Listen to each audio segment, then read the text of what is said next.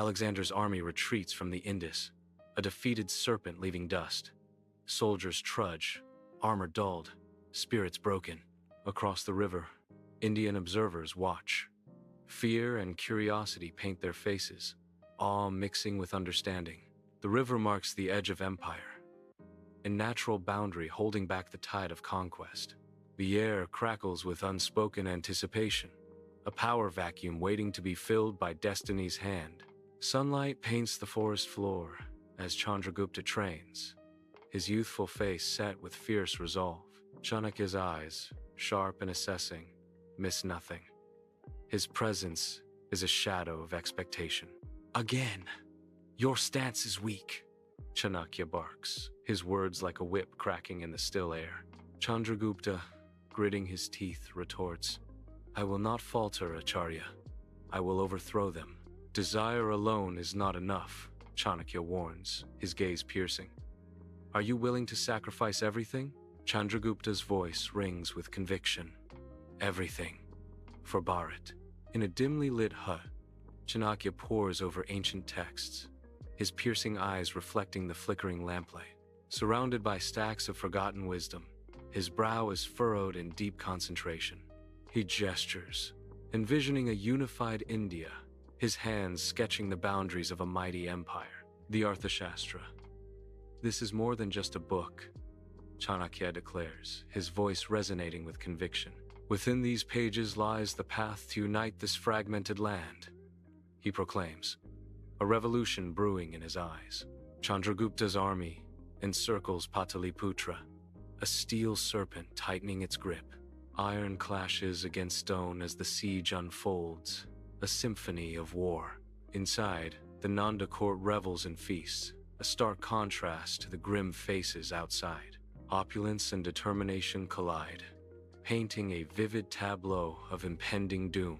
Inside Nanda Palace, torches flicker, casting shadows on Chandragupta and Dhanananda during their tense face-off.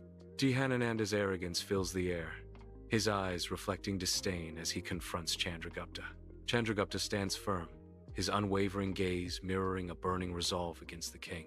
With swift, decisive action, Chandragupta overthrows Dhanananda, marking a dramatic shift in power. This marks the end of the Nanda dynasty, whispers the narration, as the Mauryan Empire rises under Chandragupta's rule. Chandragupta, high on his war elephant, beholds the battlefield strewn with broken Greek armor, a testament to his triumph. He raises a hand, his command initiating the clearing of debris, paving the way for new trade routes. Messengers ride to the horizon, bearing gifts and treaties, symbols of Chandragupta's growing influence. A determined glint shines in Chandragupta's eyes as he watches his empire secure its borders, his power now absolute. Chanakya, the architect of power, surveys the bustling Mauryan court, a silent guardian of the empire's intricate machinery. The court pulses with the lifeblood of trade and taxation, an empire meticulously managed under the watchful eyes of its master strategist. Within the grand hall, spies move like shadows, their unseen presence ensuring the king's command echoes through every corner. The Arthashastra's principles are etched into the very stones of the court, a testament to Chanakya's enduring legacy. On Kalinga's battlefield, Ashoka leads the charge, the Mauryan army a relentless wave of destruction. The earth is stained crimson, a brutal testament to the clash of empires. Amidst the chaos, the camera captures the raw suffering etched on the faces of soldiers. The cries of the wounded echo across the field, a symphony of despair. Civilians caught in the crossfire, their anguish a stark reminder of war's indiscriminate cruelty. In the dimly lit tent, Ashoka walks slowly, his face etched with horror, each step a heavy burden. Echoes of the battlefield, moans and cries, fill the air, a constant reminder of the devastation he has wrought. Flickering torchlight casts long, dancing shadows, mocking his victory. The air is thick with the smell of blood and smoke, a grim testament to the lives lost. The sight of suffering triggers a profound spiritual crisis within him. His eyes reflect the weight of his actions, the horror of the battlefield forever imprinted on his soul. At the serene Buddhist monastery, Ashoka stands, weighed down by conquests, the air heavy with incense and quiet chants. A newfound humility fills Ashoka's eyes as he approaches the monks. In a symbolic act, Ashoka renounces violence, discarding his sword and armor at the monastery steps. The sound of metal clattering on stone echoes as Ashoka's war implements are cast aside. Kneeling before the monks, Ashoka embraces Buddhism, his transformation palpable in the sacred space. A transformed man, Ashoka dedicates his life to Dhamma, his eyes reflecting peace and resolve. Across the vast empire, Ashoka's edicts stand etched in stone, silent yet powerful declarations. Pillars rise against the skyline, bearing inscriptions of a new era. Villagers gather, their faces alight with curiosity and hope. A reader proclaims Ashoka's message, his voice resonating with promise. Words of non-violence and tolerance echo through the land. The edicts bring a message of welfare to the empire's people. Ashoka, the compassionate ruler, observes the bustling construction site of a new hospital, his face reflecting satisfaction. Workers diligently carry bricks, their movements a testament to Ashoka's vision of healthcare for all. This hospital is intended for all beings, humans and animals alike, embodying Ashoka's profound compassion. Ashoka gestures to the foreman, ensuring every detail caters to the needs of both people and animals. Under the vast sky, Ashoka gestures, directing the planting of trees. Workers dig deep wells, offering life-giving water. The trees will provide shade, a cool respite for travelers. Ashoka's vision transforms the roadside into a haven. Public works flourish, driven by compassion and foresight. A nation prospers under the reign of benevolent leadership. Within the grand Mauryan court, Dhamma Mahamatas stand ready, their figures statuesque against the backdrop of bustling activity. Each officer embodies resolve, prepared to disseminate moral principles across the far reaches of the empire. Their mission: to instill ethical conduct and foster social harmony, their influence rippling through the Mauryan realm. A wave of anticipation fills the hall as they prepare to embark, their purpose etched in every line of their faces. A majestic procession winds through Pataliputra, a city of imposing walls and elaborate gateways under the vast sky. Elephants adorned in vibrant silks lead the way, their movements measured and regal. Soldiers march in perfect synchronicity, their spears glinting sharply in the bright sunlight. Citizens line the streets, their faces filled with awe and respect as they witness the grandeur. Golden chariots carry dignitaries, symbols of power shining brilliantly against the urban backdrop.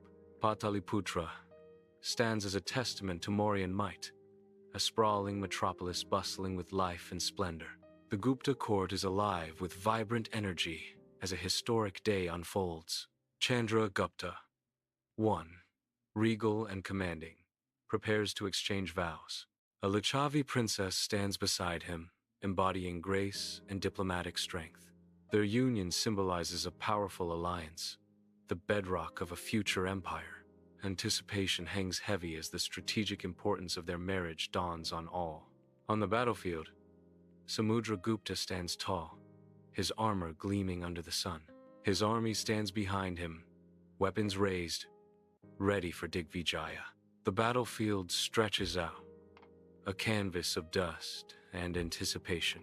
Chandragupta raises his sword, signaling the advance. Bathed in soft daylight, the Allahabad pillar rises, an ancient sentinel adorned with inscriptions. Carved words snake across the stone, chronicling Chandragupta's reign and military triumphs. The camera lingers on the inscriptions, revealing the legacy of a powerful emperor. The carvings depict him as the Napoleon of India, his conquests forever etched in stone. Narration: here stands the Allahabad pillar, a silent witness to the glorious reign of Chandragupta. Narration: his conquests echoed across the land, earning him the title Napoleon of India. Chandragupta II surveys his vibrant court from his throne, a beacon of power and intellect. Scholars passionately debate, their voices echoing through the grand hall. Artists meticulously sketch, capturing the essence of beauty on canvas. Poets recite verses, their words painting vivid pictures in the air. The court buzzes with the energy of creativity and profound knowledge. Vikramaditya's court, a testament to the flourishing of arts and sciences. Under the sun's warm embrace, Ajanta caves stand majestically, their ancient stones whispering tales of time. Sunlight paints the murals with life, revealing the peak of Gupta-era artistry in every vibrant stroke. Rock-cut chachas and viharas rise, testaments to a rich cultural heritage etched in stone and color. Intricate details dance across the walls, captivating the eye with stories of devotion and artistry. The caves glow, a symphony of light and shadow celebrating the grandeur of ancient Indian art. Flickering light reveals Aryabhata, brow furrowed, peering through a primitive telescope in his observatory. Ancient instruments gleam in the dim light as he meticulously charts the stars' celestial dance. Scrolls filled with complex calculations litter the floor, testament to his revolutionary ideas. His fingers dance across the abacus, demonstrating the profound concept of zero. Aryabhata challenges the accepted wisdom, a lone beacon in the night, questioning the cosmos. In his sunlit study, Kalidasa sits, quill poised, lost in thought, as dust motes dance around him. With fervor, he brings characters to life, filling the room with poetic beauty and human emotion. Scrolls and books surround him, testaments to his dedication and literary genius. Sunlight illuminates his workspace, highlighting the weight and beauty of his masterpieces. Dust devils swirl across the village square, the parched earth baking under the relentless sun. A wedding gathers, joy overshadowed. The bride, barely a woman, stands beside a groom old enough to be her grandfather, a stark visual imbalance. Whispers ripple through the crowd, a mix of disapproval and resignation hanging heavy in the air. Faces etched with worry reflect the growing disparity within the upper castes. The bride's eyes betray a deep sorrow, a silent scream against tradition and fading hopes, a stark reminder of the diminishing agency of women, a future uncertain in their downcast eyes. Under a relentless sun, a desolate northwestern frontier unfolds, vast and unforgiving. A relentless wave of white Hun warriors surges across the plains, their advance an unstoppable tide. Each battle drains the empire, a costly bleed of resources against the invaders. Abruptly, the scene shifts to the Gupta court, a stark contrast of opulence and encroaching chaos. Richly adorned officials struggle to maintain order, their efforts a fragile shield against the storm. Sunlight streams through the skeletal arches of a ruined city, dust motes swirling in golden rays. Crumbling pillars stand as silent witnesses to the vanished Gupta Empire, their grandeur now ghostly echoes. The wind whispers through broken stones, a mournful song of fallen kings and forgotten glory. A panorama of decay emphasizes the ephemeral nature of power, where even empires turn to dust.